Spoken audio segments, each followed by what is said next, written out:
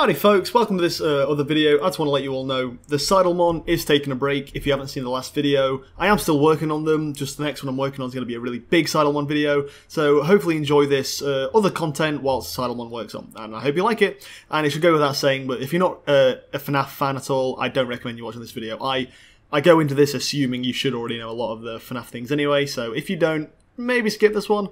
And okay, yeah, hope you enjoy. Doodles! Oh, and be prepared that this video isn't scripted at all, so get ready for a lot of opinions, random waffling, and just a lack of quality, let's say, to be entirely frank. It is just a guy who grew up with a couple of games and wants to talk about them.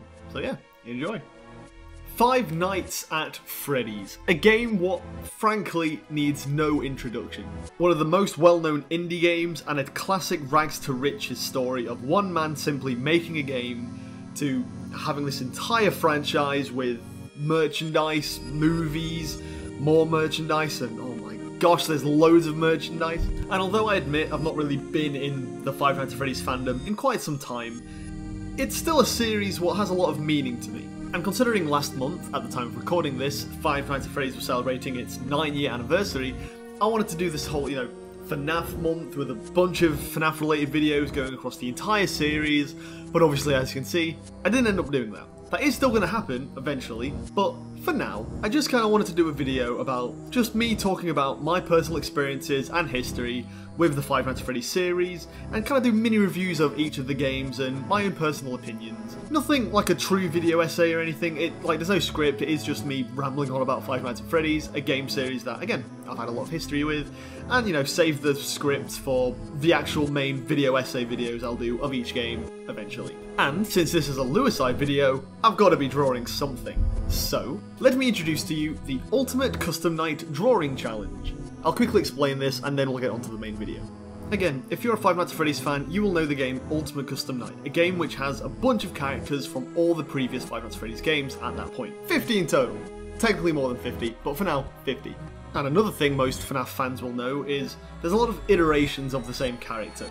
There's the four main Five Nights at Freddy's 1 characters, Freddy, Bonnie, Chica and Foxy, but then each game kind of adds their own spin. You get Toy Freddy and Bonnie and Chica, you get Phantom Freddy, you get Nightmare Freddy, you've got Funtime Freddy, you've got a bunch of different Freddys, Bonnies, Chicas and Foxys, and a bunch of others, like different balloon boys, different puppets, different spring traps. And as somebody who's got a lot of original characters, I like finding new ways to draw them. So, for this drawing challenge, the idea is you get all the original characters in Ultimate Custom Night, so the original Freddy, Bonnie, Chica, Balloon Boy, Puppet, Circus Baby, and you assign to them a character. So instead of Freddy, we've got Seidel, instead of Bonnie, Redface, Chica's now Greenface, Foxy is Tui, and so on. And then, you simply draw. So, instead of regular Freddy, Toy Freddy, Phantom Freddy, and Nightmare Freddy, it'll now be Seidel, Toy Seidel, Phantom Seidel, and Nightmare Seidel, and so on. You get the idea? I hope you do. Now, in this challenge, there's a lot of room for your own interpretations, Would Golden Freddy be a golden version of your Freddy character, or would it be its own unique character? Would your Mangle character be a mangled toy version of your Foxy character, or would it be a gender-bent version of your Foxy character, And better yet, if you did make a toy mangled version of your toy Foxy character, would you make the Funtime Foxy character based on a fixed version, or would you specifically make it a Funtime of the original Foxy character? You know what I mean? There's a lot of room for your own creative choice. I'm also explaining these rules as if you would want to do it at home, because if you've got a lot of original characters, I assume you'd also want a fun reason to draw them. I will also be explaining any additional rules at the end of each segment if you are interested, but if not, let's just get on to drawing and talking about Five Nights at Freddy's. The first Five Nights at Freddy's. The year was 2014. I don't remember much about 2014. Can't really explain what else happened in 2014. But I was a lot younger than I am now. I mean, obviously, it was 9 years ago. I feel like everybody was a lot younger 9 years ago. But either way. Now, I'm trying to think of my introduction to Five Nights at Freddy's, because I'm pretty sure, I don't remember exactly, but I'm pretty sure I was actually a fan of Scott Cawthon, the guy who made the games. I was actually a fan of him before he made Five Nights at Freddy's. I'm like a FNAF hipster. I liked Scott before he was even, cool. I believe it was about a year before Five Nights at Freddy's released. Scott released a phone game called There Is No Pause Button. It's actually what his profile picture is, the little pixelated dude. It's the guy you'd play as. It was basically an auto runner where you would tap to jump, and that was it. There was no pause button, so you couldn't stop playing, and that was the idea. And I remember me and my dad playing that game a lot, and you know, it was a competition to see who could beat it first, because it was relatively difficult, if I remember correctly. I say that I was just a kid. But then we skipped to August of 2014, around 6 to 7 months after I was playing There Is No Pause Button, and I don't know, when you're a kid who kind of gets at that age, you kind of look for creepy stuff, right? You kind of want to push your own boundaries of what you like. You kind of want to be a little bit edgy, almost, right? You're right? I don't know, maybe I was just a weird kid. But I always had this weird, what's the word? I always wanted to look for creepy things. It was one of those things where I'd look at creepy things during the day and be really interested in it, but then at night time I'd be really creeped out and struggle to sleep without the lights on. Yeah, I was that kid. You know, so things like creepypastas, RPG horror games, you know, I loved that kind of stuff as a kid because, again, it was intriguing, it was interesting. And I don't remember exactly how, but I remember that search for creepy things eventually led me to finding this image. I'm pretty sure it was this image. Thinking back, I just remember it being like the hallway of some sort. And I just remember looking at it and just being intrigued at this creepy hallway, you know? And obviously, if you recognize it, it's from the Five Nights at Freddy's Steam page. So, when I clicked on the image to check out what website this is from, I saw this creepy game. I was really intrigued, and then I checked on the next image, and it was this, and I immediately clicked off it because I was scared. I was a really skittish, scared little kid back then. I was the kind of kid who would scream playing Sonic.exe. I'm ashamed to admit that. So yeah, I clicked off the page, and I kind of had that feeling of, is this too far? Like, you know, as a relatively younger kid looking into horror things, I was like, is this the step too far? Have I overstepped my boundaries? Should I stop looking at horror things? But it was just those glossy eyes I just kept thinking back to, you know. I just remember I kept clicking back to that website and just looking at that one image and just trying to avoid eye contact with the strange purple thing in the center. And I was just looking at the 2 AM in the corner thinking, what? And then looking at the power left 68% usage, what? I was very confused and very intrigued. I remember just watching the trailer and being so enthralled with this idea of these robotic characters just chasing you. It looked like they were chasing you in the game. I wasn't really sure what the gameplay was. I just saw these creepy characters and was intrigued, you know? The idea of a night watch in a, you know, pizza restaurant like this seemed so cool at the time, you know? I feel like that's one of the main reasons Five Nights at Freddy's did get so popular, is just because the idea of a setting for a horror game wasn't really used before, and it was just kind of worked, you know? So, I was intrigued by the trailers, I was intrigued by the images. I would do what any other brave child would do. Obviously, I'm not going to play it. I typed on YouTube, Five Nights at Freddy's Part 1, and hoped for the best.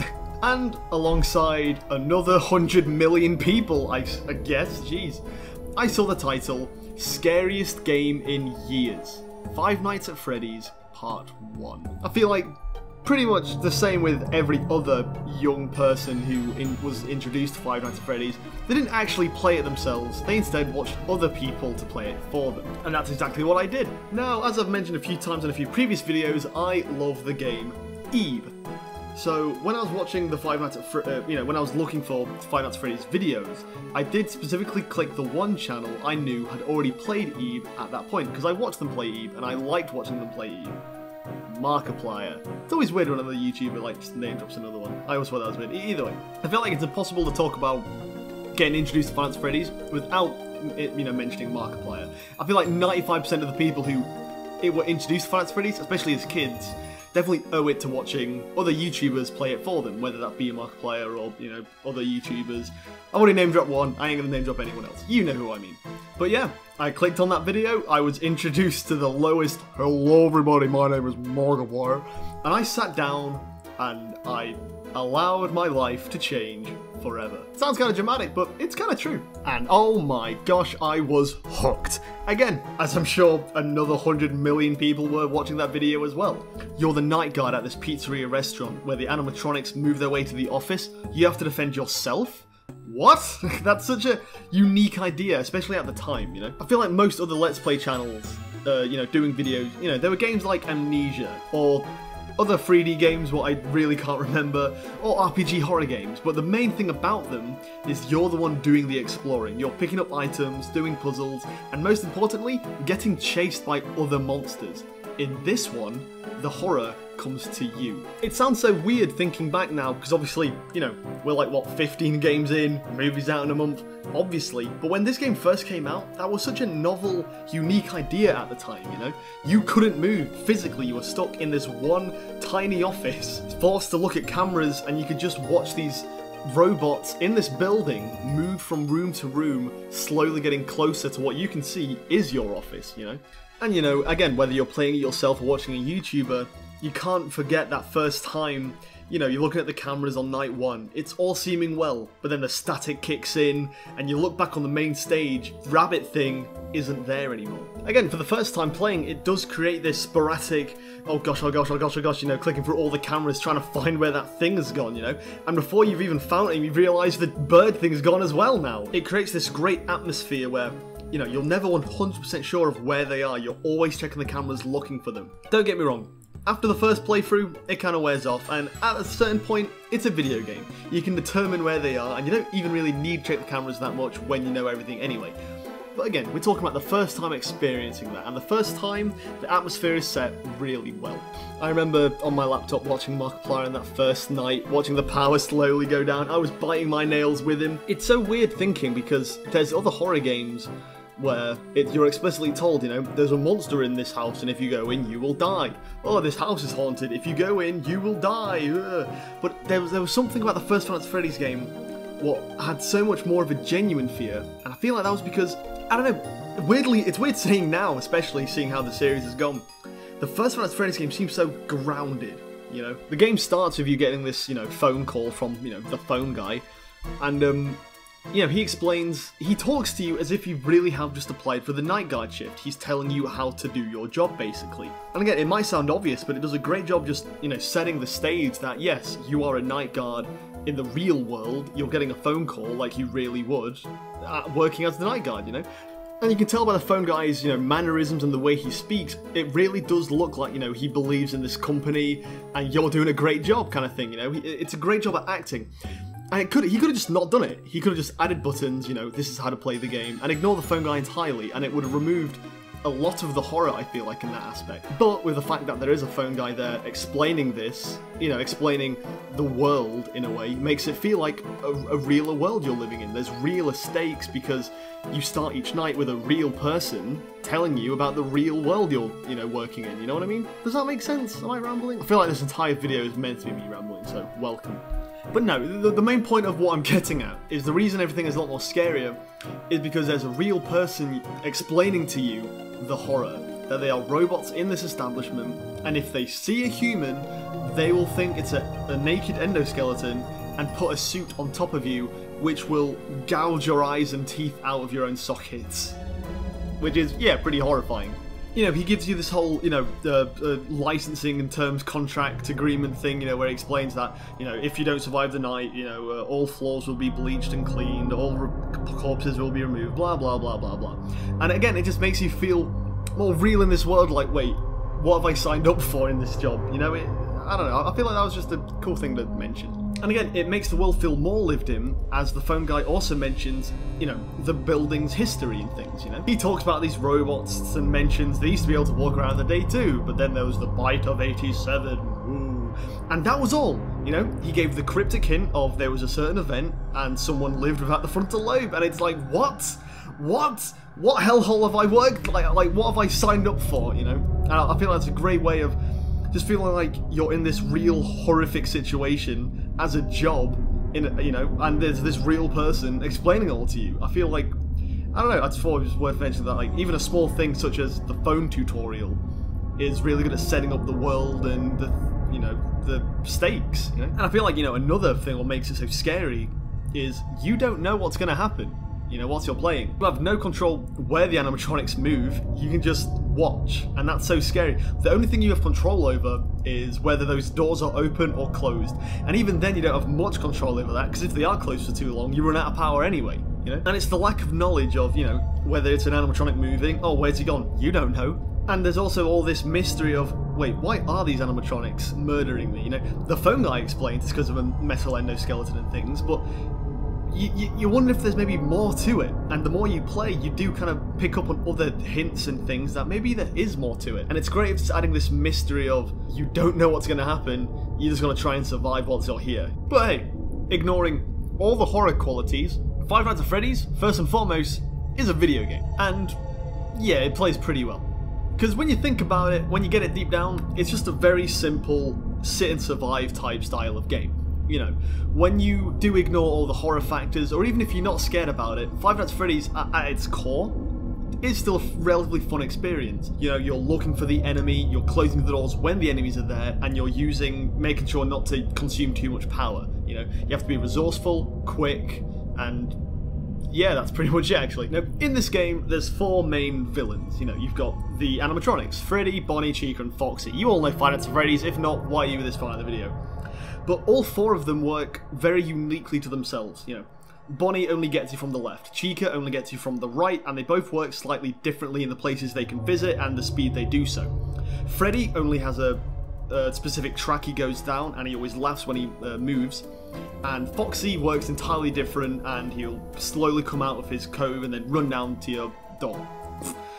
I'm explaining this on the top of my head without a script, okay? Come with some slack. But either way, all 4 of them work extremely different and require very different ways to deal with them. All 4 of them can simply be ignored by closing the doors, but it's the way you know when to close the doors is how you, you know, get the best outcome. And that, I feel like, is why Five Nights at Freddy's isn't just fun to play, it's really fun to watch. Whether you're chattering your teeth at the idea of, oh, you know, he's lost Bonnie, he needs to find him, or you're the one playing, I've lost Bonnie, I need to find him.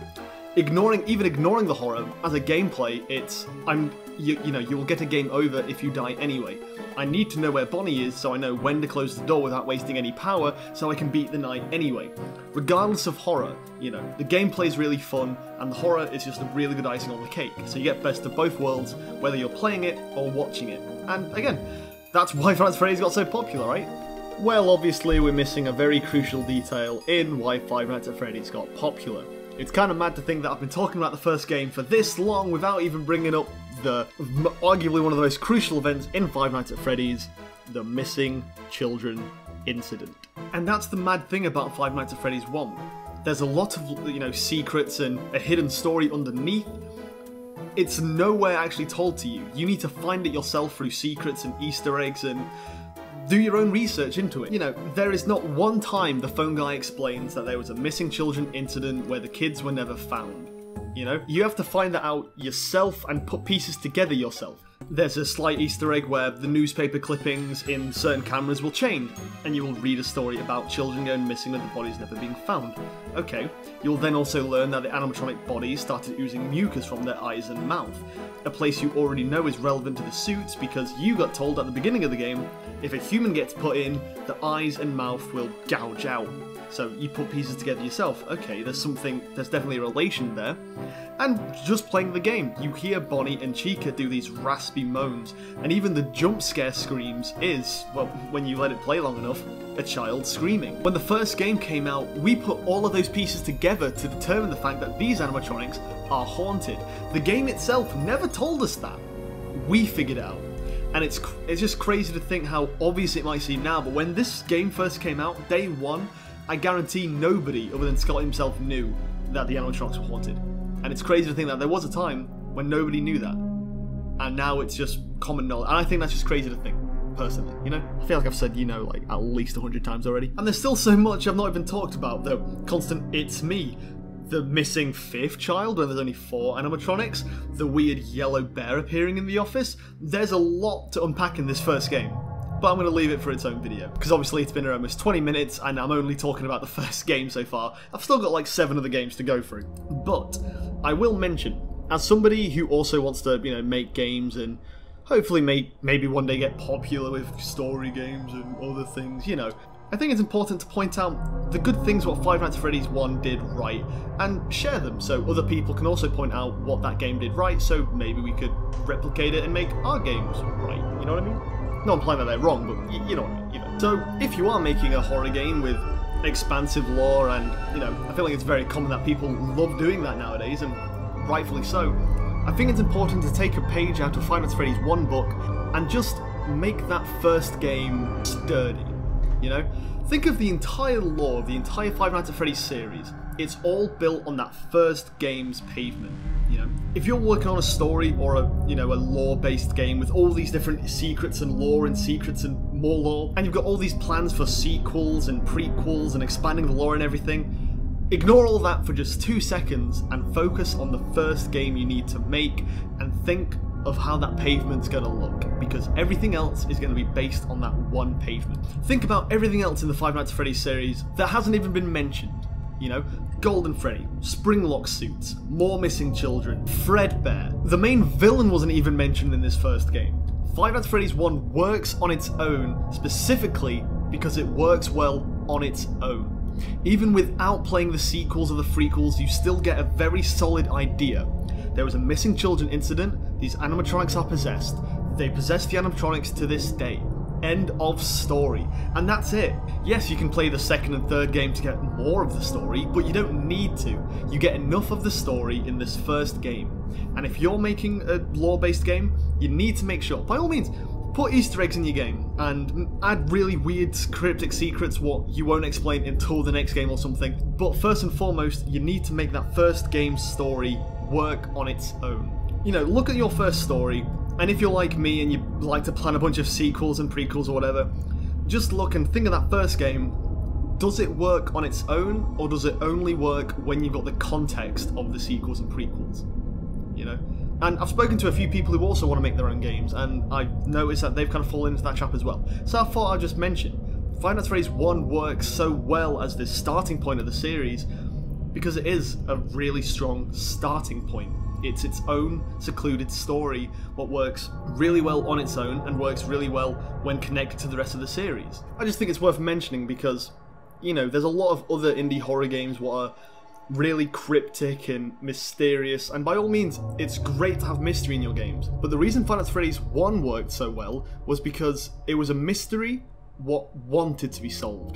Don't get me wrong, the series currently, quite literally, impossible to solve right now. But the first game, it was made to be solved. And if you're going to make a horror game with a bunch of secrets and lore and things, make sure you can at least solve your own story in that first game.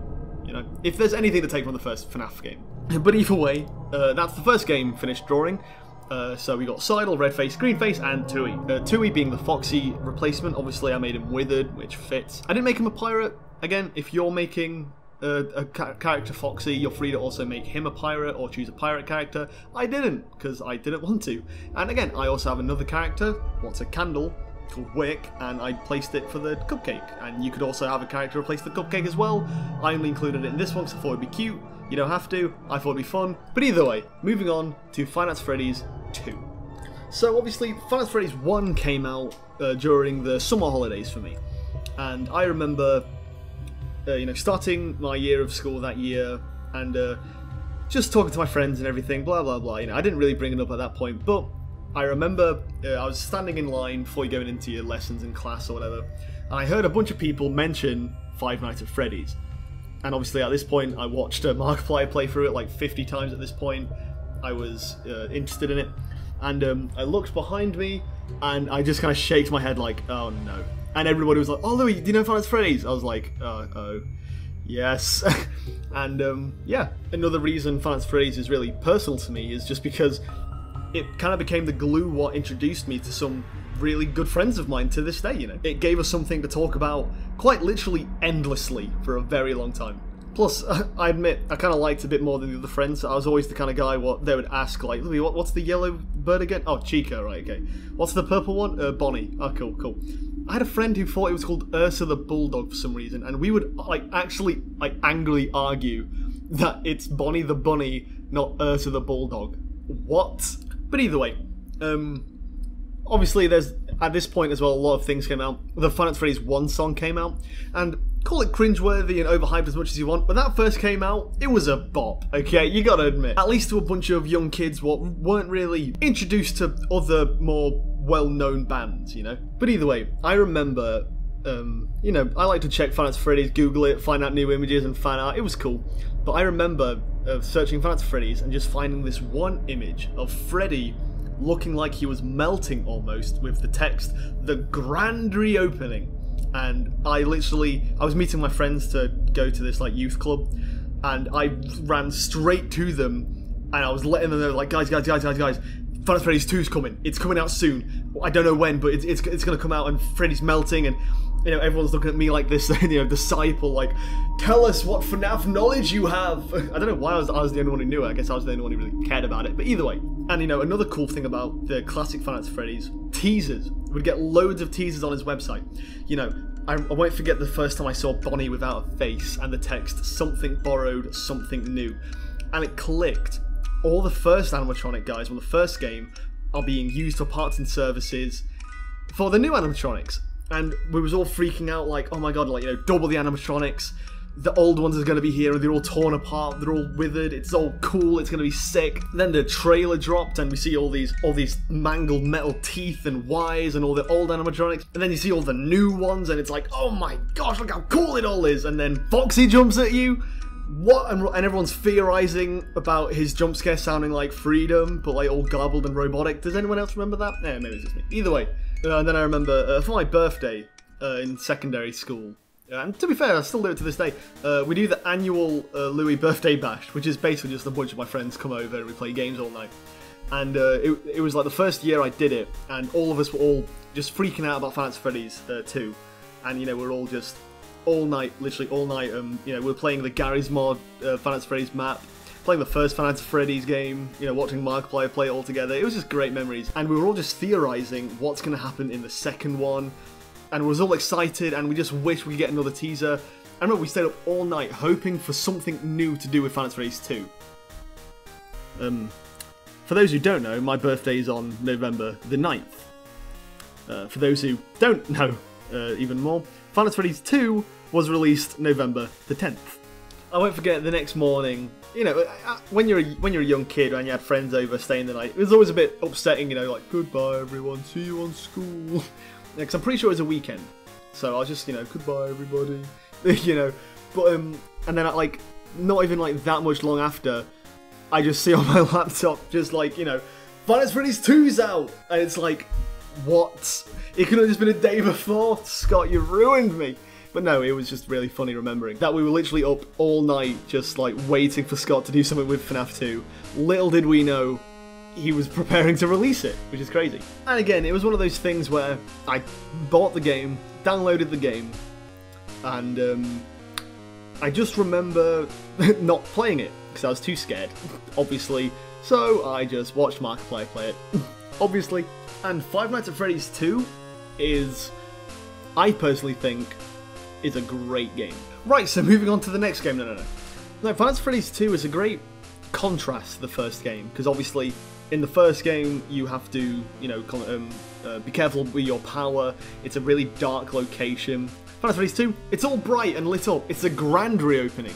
In the first game, it looked like it was on its last legs, like, you know, 2 customers a month kind of thing, you know what I mean? But the second game, it was the new and improved Freddy Fazbear's Pizza. Come and be a part of the family. It's got, you know, it's got all these streamers and parties happening. There's a carousel. There's a balloon boy. What? You know, all these brand new animatronics.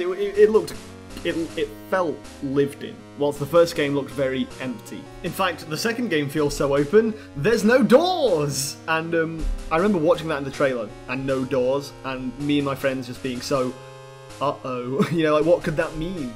And the idea of using a Freddy head to trick the animatronics into not thinking you're a naked endoskeleton feels like such a clever idea for the animatronics not to be killing you without just using the doors again.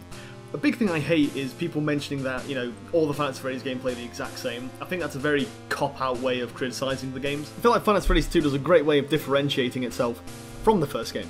The first game, sets itself in panic and disarray where you're constantly checking the cameras to see where the robots are, and again, when you get used to it, you're mostly just checking where Freddy and Foxy is. Whilst the second game lets you look around for the animatronics, it's not so much if they move, you need to find out where they are, because you're going to be on one camera for pretty much the entirety of the game. The music box. Fnaf 2 introduces a new character, the puppet, which has a music box, and you need to basically be on that camera constantly to wind up the music box, because if it goes all the way down you get a game over. If you're watching this video, you know what that puppet is. I don't get why I need to explain that. So even though you hear all these noises of the animatronics moving, it's probably best to not actually check the cameras to see where they are, because you need to be keeping that music box wound up. So maybe that's not fair, because I need to know when the characters are about to get in right into my door. How can I do that?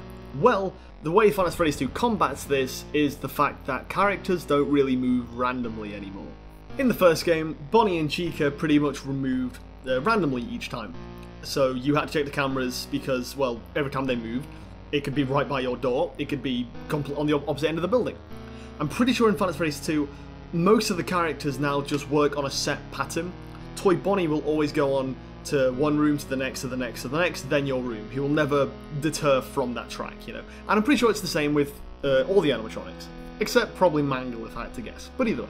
Which sadly creates another problem. In the Five Nights at Freddy's 1 game, obviously Bonnie and Chica move randomly. So even on the hardest nights, you've mostly just got to look out for Freddy and Foxy. Bonnie and Chica are random. You can just check the doors, and if they're there, close them. Simple as. But because there's 10 characters here, all working on their own system, making their way directly to you without diverging, and since there is 10 of them, you're basically under constant attack, because these animatronics attacking you take their sweet time. You're not just closing a door this time. They need to specifically go into your room with the mask on, do a bunch of and then they just go away and reset their cycle and get back at you again. But since there is so many characters and it takes so long just to get rid of one, by the time you do get rid of a substantial amount of threats, that's given it just enough time for the old threats to come back again, if that makes sense, right? Like, Toy Bonnie, Toy Chica, Toy Freddy, they all attack you, and by the time they finished attacking you, well, that's given them just enough time for Withered Bonnie, Freddy, and Chica to attack you. And when they're finished, you've given them just enough time for the toys to come back and attack you. It creates this system it creates a lot of unfair deaths because you're always under attack. And when you're under attack, you're not winding up the music box, or you're not flashing Withered Foxy, which gives a lot of chances for those two to kill you, which again creates a lot of unfair deaths. Well, you feel like weren't your fault because you were under constant attack and you had no time to, flash the light down or wind the music box. Don't get me wrong, the first game had a lot of luck involved, and it wasn't really that great either. Like I said in the Fnaf 1 segment, a big part of why Five Nights at Freddy's 1 was so good was because it was such a solidly built gameplay. It was horror, but you needed skill and dexterity to complete it. The luck kind of ruins that, because, oh, I've trained really hard for this game, turns out there's only a 10% chance that I was going to beat it in the first place, just based on some luck thing I wasn't aware of, you know what I mean? And there seems to be a lot of bad luck involved in Five Nights at Freddy's 2. Toy animatronics will come into your room. It takes a good few seconds for them to leave, and sometimes they'll take longer to leave for some reason, which again creates deaths what weren't fair to the player. The player put on the Freddy Fazbear mask, the animatronic should leave. Sometimes they don't. That's bad game design. Plain and simple. The player was told that if there's an animatronic, put the mask on. The player sees an animatronic and puts the mask on, but they still die due to things what weren't in their control. You can't say that was well designed, you know what I mean? And especially looking back now, Five Nights at Freddy's 2 was incredibly rushed. There's loads of videos explaining scrapped content in those games what was simply just not put in because, I don't know, Scott didn't have enough time to implement them in, or he just decided to leave them in but not implement them or anything. Pretty sure there's videos explaining how sloppy the code is and how there's some coded bits specifically programmed not to work for some reason. And again, the fact that the whole appeal of Five Nights at Freddy's 2 is that loads more animatronics, a much bigger building, but forces you to just be on one camera for the entire game, doesn't seem like an extremely well thought out idea. But then everything makes sense the second you look at that release date again. November. Five Nights at Freddy's 1 released that same year in August. Scott Cawthon made this entire sequel all on his own in just 3 months. Don't get me wrong, everything is still worthy of criticism to an extent, but the fact that he made this entirely in 3 months is still relatively impressive. Again, from what I can tell, Scott never intended the first game to get really as big as it did. So he probably panicked on making the sequel, worrying if, if the sequel was a botch job, it'd have ruined everything or something. And maybe he just wanted to get a sequel out as fast as he can to make this a franchise, to make it last as long as it does, And to be fair to him, it literally has done just that, considering we're getting a movie in a month. And although there is a lot to complain about here, there is one good thing what Fnaf Freddys 2 did extremely well, and that's build on the story. If Fnaf Freddys 1 set an incredible pavement, Fnaf Freddys 2 builds a really great structure on that pavement. Again, Phone Guy returns with just as much more lore about the animatronics and the world you're living in, but there's loads more secrets about the hidden past of these games. We finally get an introduction of the villain, the purple guy. We learn about the puppet's significance in all of this. We learn about the toy animatronic significance in this, For Pete's sake, it had people arguing whether it was a sequel or a prequel. That's great storytelling. Again, the first game works great in a box on its own. Fnaf Freddys 2 works great as a sequel, as an addition to that first box. Again, there's not really that much more to say other than it's just crazy to think before Fnaf Freddys 2, we didn't even know who the murderer was, if there was even a murderer in the first place. Five Nights at Freddy's 2 gave us one crucial thing: lore. Now, that word has been used way too much over the years, but can you think of a time you heard it before Five Nights at Freddy's? Because I don't think I can personally. And again, the same way the first game works well on its own, as well as a horror game, most of these secrets and the storytelling of Five Nights at Freddy's 2 is slightly under the skin. Playing the game normally, it's just the brand new Freddy Fazbear's. You work a week, it closes. You get your paycheck, end of. But again, if you look into the secrets, you do find the bigger picture here, what furthermore connects it to the first game. Which is a great way to tell a story without alienating the audience who didn't play the first game. As most of us know by now, Five Nights at Freddy's 1 was kind of made as a last chance for Scott Cawthon to make it big in the game design realm. The sequel kind of feels like, yes, Scott's made it big, now is really his chance to show off what he can do with his way of storytelling. Again, like I mentioned, Five Nights at Freddy's 1 wants you to solve its mystery. It plays its cards very safe. It tells you the story mostly up front. It's real people in now. The second game, it's not going to be that simple. There's a lot more secrets and mysteries to solve, and Scott was allowed to go a lot more wild because, again, the first game brought so many people in, he knew people were going to play the second game anyway, so he could really go wild and bring more people in, And that could be the lesson to take from Five Nights at Freddy's 2. If the first game is to make your first story work on its own, the second lesson should be, now that you've made it big and you've got the chance to make a sequel, go for it. Make the story expansive, expand the world, because realistically that's what a sequel's meant to do in the first place, right? Sadly, as a more pessimistic adult, I can say Five Nights at Freddy's 2 is not really the best in the series. It used to be my favourite, and now it's kind of like, most of the animatronics in the game pretty much work the same, and they're all time consuming, and you only need to really worry about the puppet and Withered Foxy, but you can't really do much about them because half the time you're always getting bombarded with other animatronics anyway, and gameplay wise it's basically the same, right?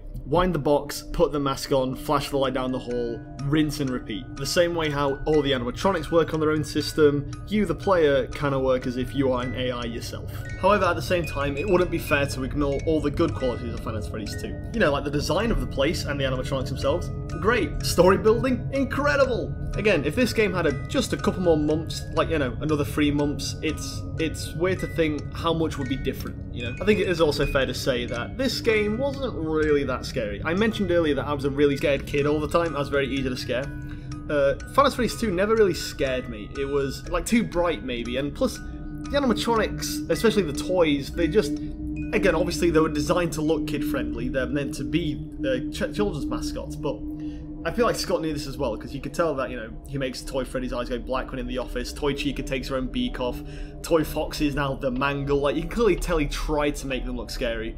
I just feel like it didn't really work out. Personally for me, I understand that horror is subjective. It does obviously bring in the argument that Five Nights at Freddy's made horror too childish. Obviously, mascot horror is its own can of worms about, should we make horror games for children? Obviously, there's a lot of Five Nights at Freddy's merch almost marketed to children. It's a whole topic I'll probably save for another day, but I think it's worth mentioning. At the very least, Five Nights at Freddy's 2 started this appeal of being more child-friendly in a horror scenario, Five Nights at Freddy's 1 had, actual people screaming for the jump scares. You had these raspy moans, you had these really creepy designs, and obviously the game over screen was literally you with your eyes and teeth bulging out. Five Nights at Freddy's 2, none of that. You get told what happens, you don't really see anything of that, you know? It almost makes you wonder if Scott knew this and made them more children-friendly, realising the market for children playing his game, you know? I'm not saying he is, obviously, it's a bit conspiracy theory. It's just wondering if he was aware how many children were playing this horror game, you know? And I wonder if Fnaf Freddys 2 was rather the start of children being more into the game, or him capitalising on it, you know? I just think that's kind of interesting to think about. But either way, that's Fnaf Freddys 2 done. These are all the characters. Toy Seidel, Toy Redface, Toy Greenface, the Toodle, which is based on 2C, the female version of Tui, the Red Equipmini, the Purple Equipmini, Withered Greenface, Withered Redface, the Fuppet, and Golden Seidel. Again, whatever character you have to replace Balloon Boy, you can make a female version for the JJ replacement. Or you can just have a recoloured version, or whatever you want. And for the withered versions of the characters, again, I based mine specifically off Withered Chica and Bonnie. You can wither them however you want, you know. And again, for Golden Freddy, you don't need to specifically make a yellow version of your Freddy character. You can just have its own character be Golden Freddy. Luckily, I already had a pre-existing Golden Seidel character, so I just used him for that. Now, if you're going to do this challenge yourself, you are free to kind of, you know, add your own narrative and storyline to all these characters. I did, but I decided to leave it out of the video because, yeah, this video is long enough anyway. So just assume I've based them off the actual FNAF storyline. Moving on. Five Nights at Freddy's 3. Also, I've spoken about 40 minutes, and I'm not even halfway through, so I'm going to try and speedrun Fnaf Freddy's 3. Obviously, at this point, it's worth mentioning all the fan games. This is when Fnaf Freddy's was really getting a lot more popular with a bunch of other fan... Things about Fnaf Freddy's 2, all the secrets and things really brought people together so they could discuss them, which really brought the fandom together, which made more fan-initiated things, like fan games, fan animations, fan dubs, fan things, just a bunch of fan stuff. I even remember making a few. I think I had this idea of... Again, it was my own version of Fnaf Freddy's 3. It was like an entire theme park, a Freddy-themed theme park, which is kind of funny thinking back at... That is... Fnaf Freddy, the actual Fnaf Freddy's 3 ended up being a haunted attraction in a theme park. And another crazy thing to think back at is I wasn't entirely honest as a kid, and I remember making up these fake rumours in the Fnaf Freddy's 2 files, because I had this friend. I was a loser kid, I'll be honest, in secondary, but there was one kid I was trying to impress with my Fnaf Freddy's knowledge, and he said, I don't really care about the games, I only care about the mysteries. And I was like, oh no, the second game does have mysteries. I was like, oh what, like Golden Freddy? I was like, no, not just Golden Freddy, there's now a Golden Bonnie. And I made it up, I completely made that up. This was like, just when Fnaf Freddy's 2 first came out. And it's crazy realising that Fnaf Freddy's 3 introduces a Golden Bonnie. It's kind of weird thinking back at it. But either way, so yeah, all the teasers. There's all the scrapped toy animatronics, he will come back, he always does. What? There's a random Golden Bonnie thing with weird manky teeth. Everyone called him, like the salvage. Everyone was making theories that he builds up the animatronics from the box or some relevance. It's crazy to think how everyone thought this toy box was really relevant to the story of the game, when it just ended up being a prop in the office. Which, now that I think about it, maybe it is actually relevant, and maybe we've all just kind of looked over it, and maybe it is actually relevant to the story. Huh. Weird. Either way. So, wouldn't you believe it? I bought the game the day it came out. I remember walking home all excited because I remember waking up and checking my phone and realising that, you know, everyone's playing it, there's a bunch of videos on it. And I remember there being a thumbnail of like, guys, the Phantom animatronics got burned! Bonus points if you also watch that video and remember where it is. I doubt it. But, yeah. And so I remember getting home the next day and buying the game and watching a Let's Play on it because I was too scared to play it. Let's go. Third time's a charm. And again, Fnaf Freddy's 3 was, again, like, really different to the first two games, because obviously, first game was about, it was the first game, so obviously nobody knew what they were getting into. It was all about the panic and sporadicness of the robots are moving, you gotta keep looking where they're going. Second game, complete opposite, you've got one camera, focus on that, the robots will go to you no matter what you do. This game goes in its own direction. There's only one real animatronic, the Springtrap. He's going on one set path, really, making his way to you, but you have to try and stop him without any doors, no music boxes or flashlights. You're given an audio button to play audio throughout the building. Whenever you play it, Springtrap will make his way towards. You know, that's all you've got, really. And if he goes in the vents, close the vents. As simple as that. And then the game introduces the idea of the camera going down, the audio screwing up, the vents screwing up. and you need to go to the panel to reset them. Really clever idea to mix up the formula once again. Again, I hate when people say they all play the same, because everyone remembers playing audio in Fnaf Freddys 1. And the Phantom animatronics. There was not one person playing the games for the first time expecting the Phantom animatronics. That first time Balloon Boy's face shows up in the camera, only for the camera to disappear and Balloon Boy to jump scare you. It's like, whoa! And you're still alive? It's this whole, the Phantoms don't really kill you kind of thing. It was this big shock that really caught everybody off guard, because obviously this was the third game at this point.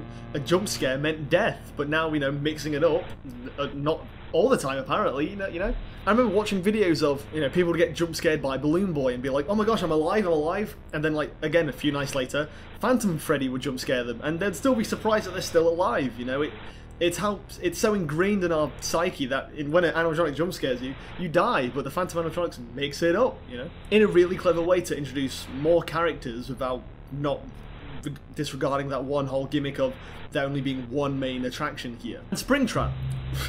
Yep, everybody loves Springtrap, and there's a really good reason for it. It's just a really cool design. This whole game series, up until this point, we've always heard stories of people getting stuck in these suits.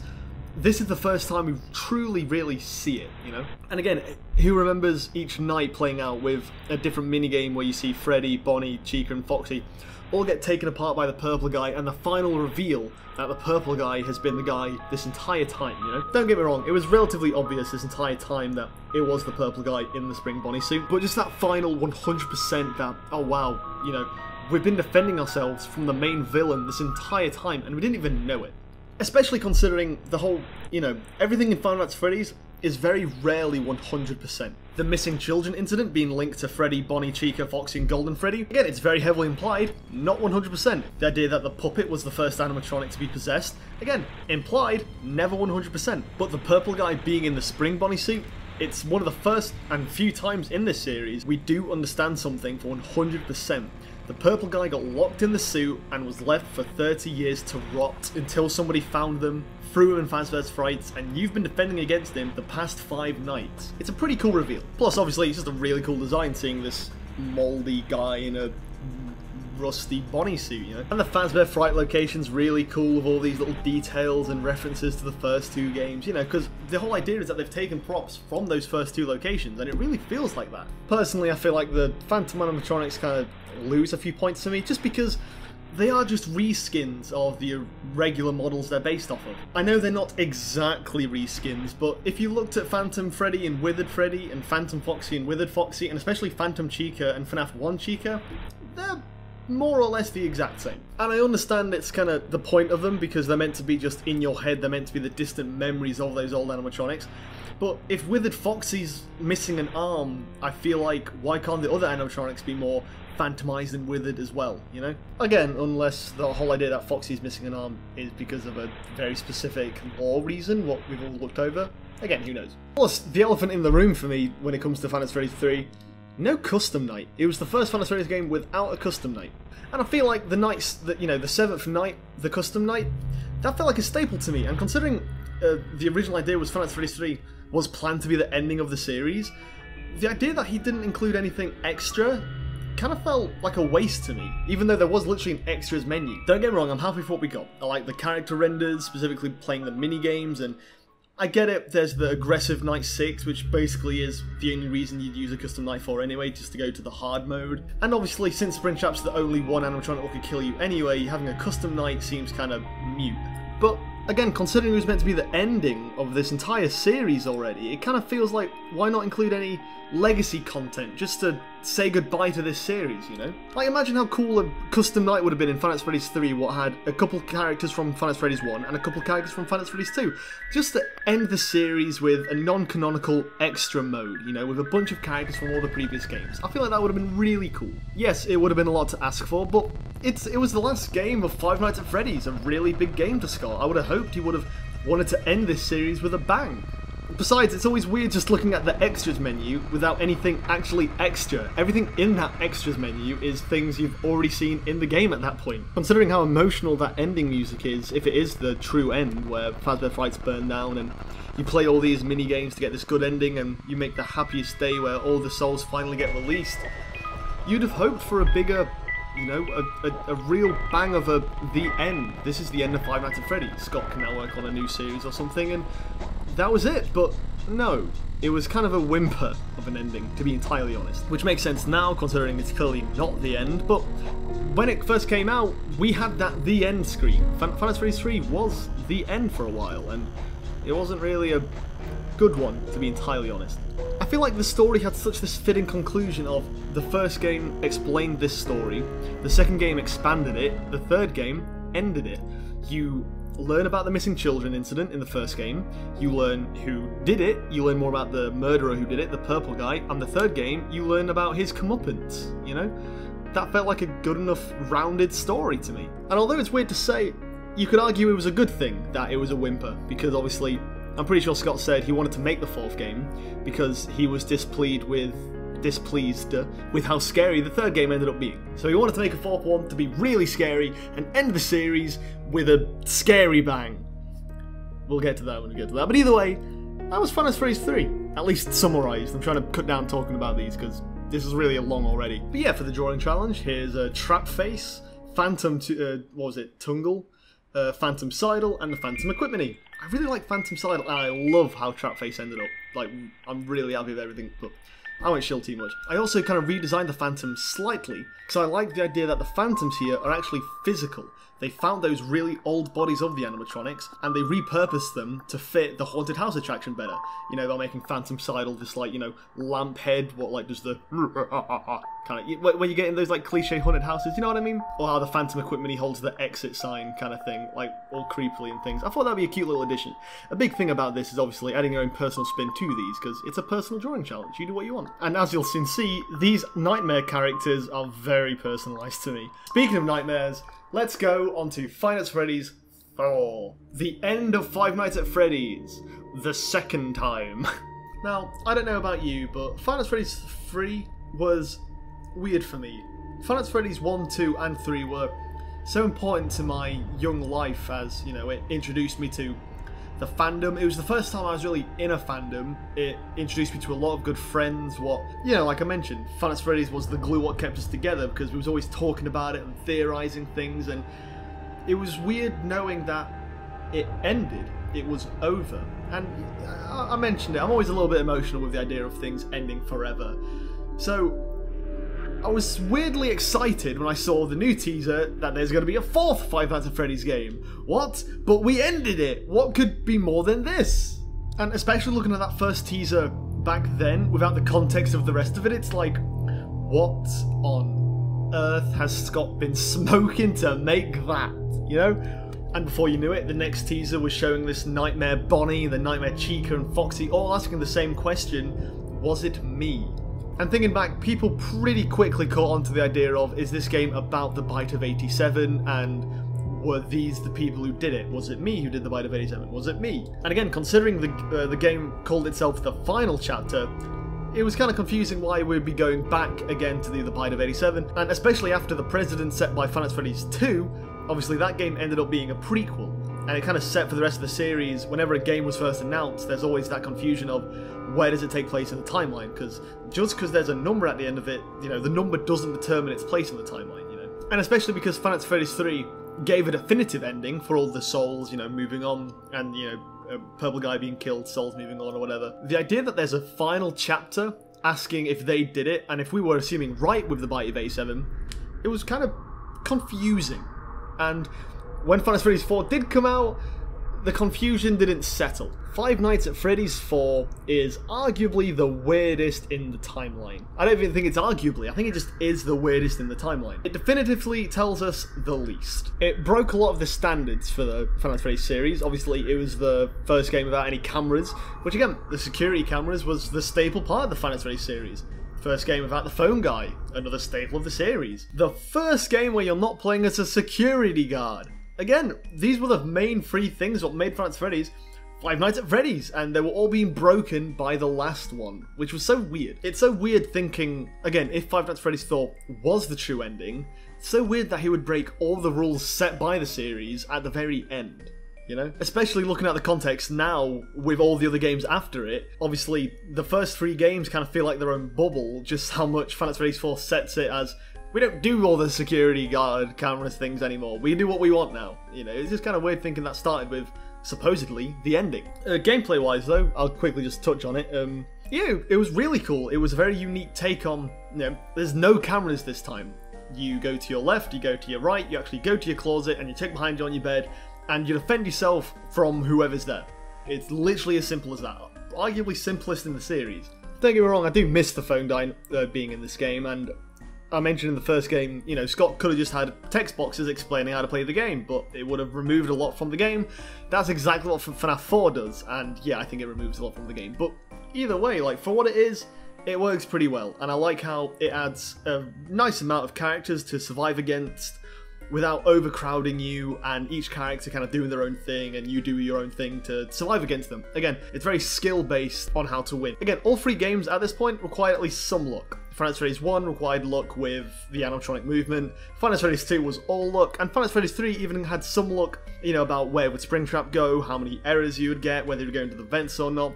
Final Freddys 4, it seems to be very mostly skill and little room for luck-based shenanigans to occur. Most deaths you have in that game, 9 times out of 10, it's your own fault. You misjudged the situation. Granted, I've not played it in a really long time, so maybe I'm misremembering, but at least that's what I seem to remember when I played it and watched videos. Because once again, dear viewer, I didn't play this game when it came out. Don't get me wrong, I bought it and everything. I just watched Markiplier play it straight after I bought it. And boy was I confused. And I feel like a lot of people who played it and watched it were confused. You're a kid having nightmares of the animatronics, and that's it actually, that's literally the entire story pretty much. Yeah, remember how I said the first game had a story what wanted to be solved, and the second and third game kind of expanded and finished it?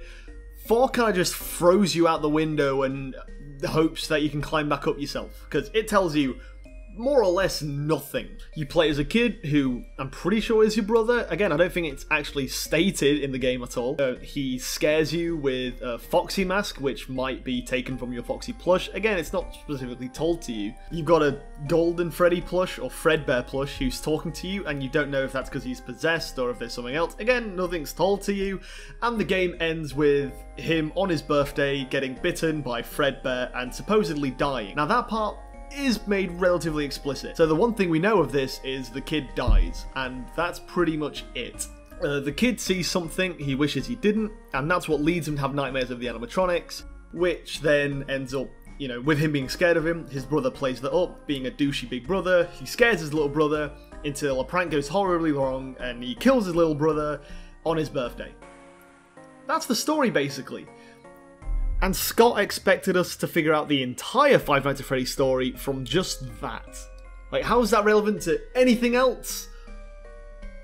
I don't know. Markiplier didn't know. I sure as heck assumed you didn't know when playing it. And the game had the goal to throw the box. If you're a FNAF fan, you obviously know the box, though some things are best left forgotten, at least for now.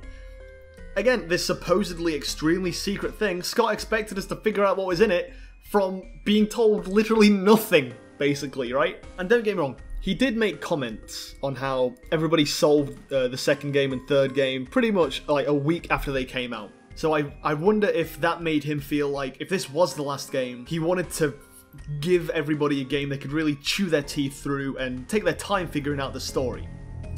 However, when people didn't figure out the story straight away, he seemed to be not really upset, but just surprised. And he was almost comfortable with the story being unsolved. And that creates an interesting design discussion of, if you're going to have a mysterious lore-inspired game, how much should you make it solvable? Because again, I mentioned how the first game had lore begging to be solved and was very easy to solve, and so did the second and third game. And the fourth game being really hard to decipher and solve, it's a discussion of, is that good game design? Because from a gameplay standpoint, I would say no. And to be fair, I feel like the third game suffers from this as well, but you know how I mentioned that the first game works great in the series as well as on its own in a vacuum? Although the second game, you know, builds off the first game, it also works relatively well on its own in a vacuum as a grand reopening with a bunch of older parts and services, animatronics, and an interesting story about haunted robots, right? Five Nights at Freddy's 3 works a little bit hard on its own in a vacuum. Again, it works great as an ending to the series at that point, and in the timeline it works. But on its own in a vacuum, again, the idea of a haunted attraction 30 years after an original attraction, I guess it could work. The mini-games wouldn't make much sense, or neither would the story. But again, the point that it's meant to be an ending, it's not really meant to be made in a vacuum. It was made to be part of a series, and it's arguable whether that was a good decision from a gameplay standpoint or a bad one. Frankly, it doesn't matter because the game got really popular anyway, but I think if you are making a series, I think it's always important that when making the sequels, you need to make sure the story works well on its own so you don't alienate any newcomers, because again, if you're releasing the 4th game, people might not want to play it because they're like, nah, I've not played the 1st game, it'll take a while to get caught up. You should always make, no matter what, whether it's the 5th, 10th game or anything, you should always make it relatively accessible for anybody to join. Think why Pokemon gets so popular. It's because no matter if they've played the 1st or 2nd game or any game, they can always jump in any Pokemon game and not feel alienated from the previous games, I feel like the 4th game of Five Nights at Freddy's doesn't really work well in that.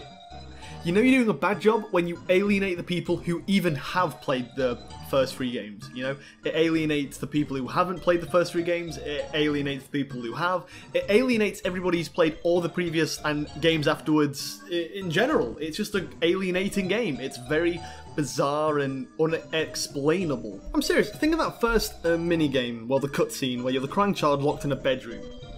If you know the series, you at least recognise the plushies, cool, but then it's a kid what just cries in a bedroom. And it's like, what? Again, you can recognise the plushies, but this isn't Five Nights at Freddy's at all. And granted, it's always good to do new things to freshen it up, but again, you've already alienated everybody immediately who's played all the previous games, and even if they haven't, people who haven't played the previous games have no idea what's going on because they don't know the plushies, they don't know the crying child, they don't know why they're stuck in the room, they don't know anything, they don't know why there's this yellow bear talking, and people who do know the series don't either. It's very confusing for everybody. And then you just jump straight into the game where there's nightmares attacking you? What? I would argue that's not very well designed, personally. And again, as the game goes on, there's this very cryptic, you know what you saw if you go back there or something. What's there? What did he see? Again, we don't know if the people who know the series, we don't know if we're at Freddy Fazbear's or Fredbear's. We don't know what place in the timeline this takes place in. There's, there's clues where we see this television show, we see the toy animatronics as literal toys, we see this kid who looks like Balloon Boy, we see a plush trap, all these seemingly random Easter eggs just thrown at us, and it's like, people who do know the series just think, we don't know the context, we don't know what they are, we don't know anything, and people who don't know the context don't know anything in general anyway.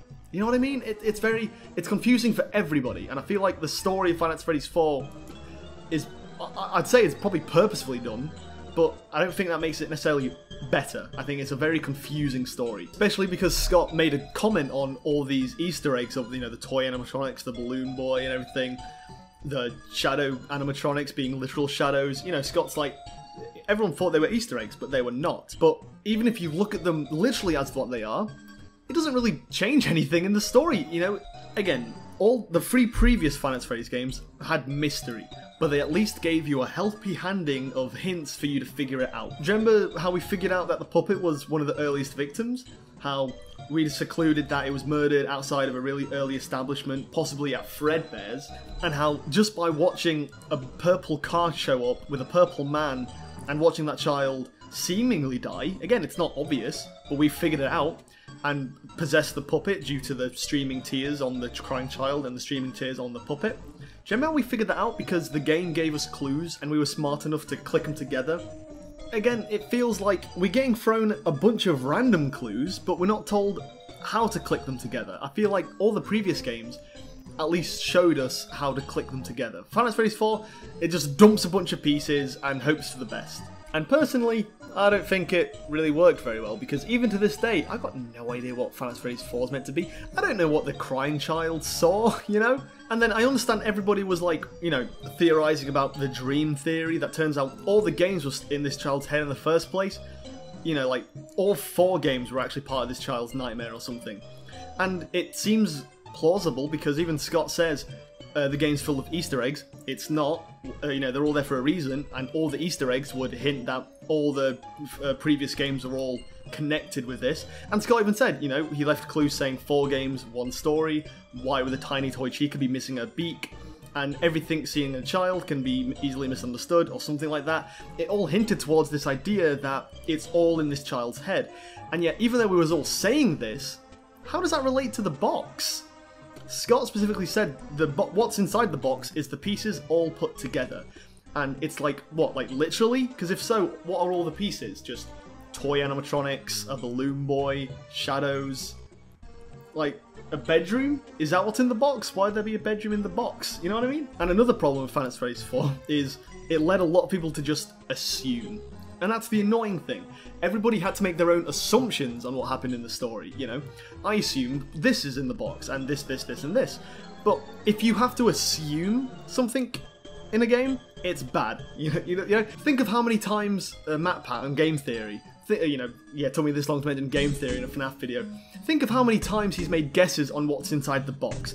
Every single one of them, he's had to assume. And every single time, he ends up changing it. Because, like, you know, when you're led to assume in a video game, chances are it's always wrong. A good game story doesn't need you to assume. You know, earlier when I said that on day one, when that first Five Nights at Freddy's game dropped, there was only one man on this earth what knew the true story, Scott Cawthon. And again, it didn't take long for everybody to know the true story in Five Nights at Freddy's 1.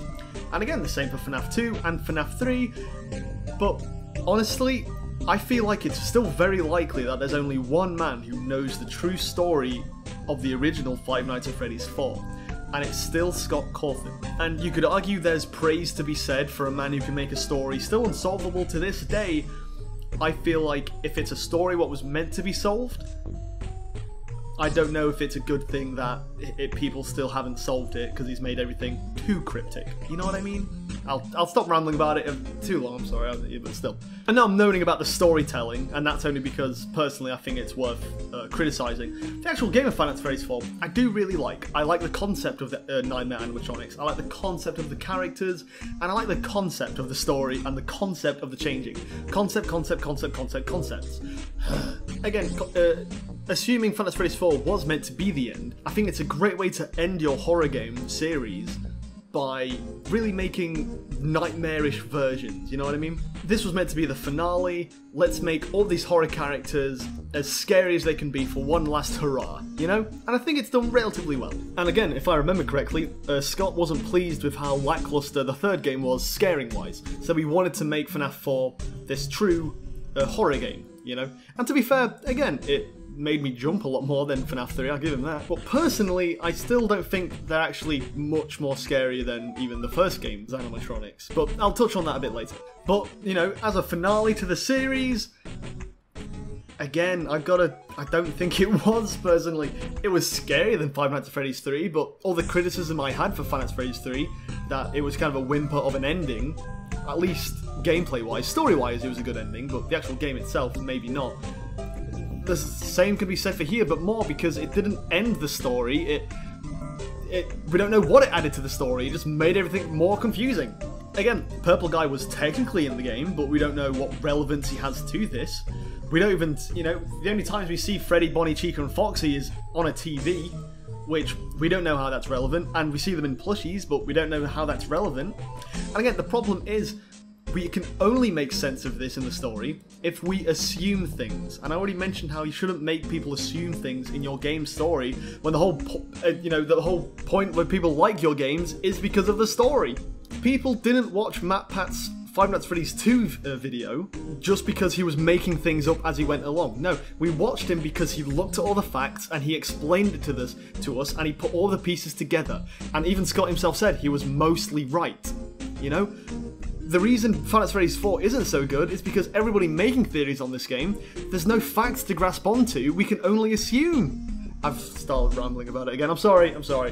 I do like the game, I do like the end reveal that the crying child got bitten by Fredbear and supposedly died, and again, the extras menu, it was cool seeing some behind the scenes of how they modelled, but again, there was no extras because everything in that game was everything we had access to begin with anyway, except a few other modes. And again, no custom night, which again, that was a really cool part, and you could reason why it wasn't in Five Nights at Freddy's 3, but again, I really thought it'd be cool to bring it back for FNAF 4, and better yet, no legacy content or anything, or nothing to say goodbye to this series. It was just a weird nightmare game where, again, people to this day, I'm still relatively sure we don't know that full correct story to this day, and it's a little bit weird. But luckily, it wasn't really the end.